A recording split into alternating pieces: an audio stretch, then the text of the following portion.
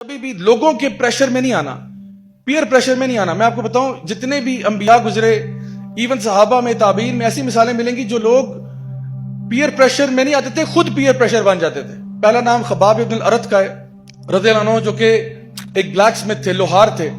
और मक्का में जब इन्होंने इस्लाम कबूल किया तो उस जमाने में इस्लाम कबूल करना आसान नहीं था। इस्लाम कबूल करने का मतलब था सीधा सीधा टॉर्चर होंगे आप, क्योंकि मुसलमान माइनॉरिटी में थे, मुशरिकीन मक्का मेजॉरिटी में थे।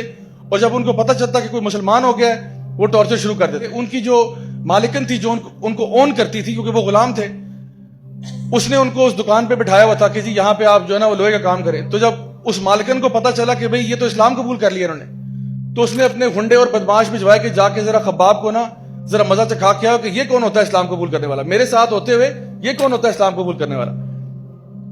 तो अब जरा फास्ट फॉरवर्ड करें, उमर इब्न खत्ताब के दौरे खिलाफत में साहबा एक एक्सपीडिशन पे गए हुए हैं और एक दरिया के किनारे एक जगह पे पॉन्ड के पास आए, और वहां पे क्योंकि गर्मी की शिद्दत थी तो उन्होंने कहा कि चलो यहाँ नहा लेते हैं। तो खबाब इब्न अरत ने अपनी कमीज उतारी और पानी में नहाने के लिए उतरे।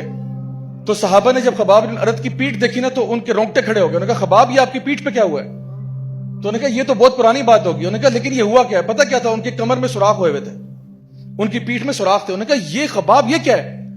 तो उन्होंने कहा आइए मैं आपको बताता हूं। उन्होंने कहा जब मैंने इस्लाम कबूल किया था तो मेरी जो मालकिन थी उसने गुंडे मेरी दुकान पे भिजवाए और उन्होंने ये जो लोहे के सरिये होते हैं ना उनको गर्म करके मेरी पीठ में घुसाए थे।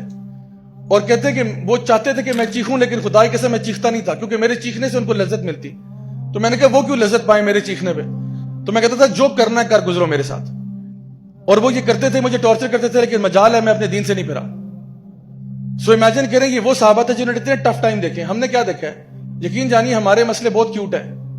हम जो प्रॉब्लम्स फेस कर रहे हैं वो बहुत क्यूट प्रॉब्लम्स है कंपेयर टू वो प्रॉब्लम जो कि साहबा ने फेस किए हैं। तो ये जो दीन का रास्ता है ना, इसमें अगर कोई डिफिकल्टी आ जाए, कोई परेशानी आ जाए तो टेंशन नहीं लेनी आपने। आप ये सोचें अल्लाह मेरे साथ है, मैं बिल्कुल घबराऊंगा नहीं। और अगर कोई लोग आपको ताने देते हैं, इंसल्ट करते हैं कि भाई तुम तो बड़े मौलवी हो गए, तुम तो बड़ी मौलवन हो गई, ये क्या हो गया, रमजान ना हुआ तुमने अपने आप का हुलिया ही बदल दिया, तुमने अपने तौर तरीके बदल, कोई बात नहीं, अल्हम्दुलिल्लाह।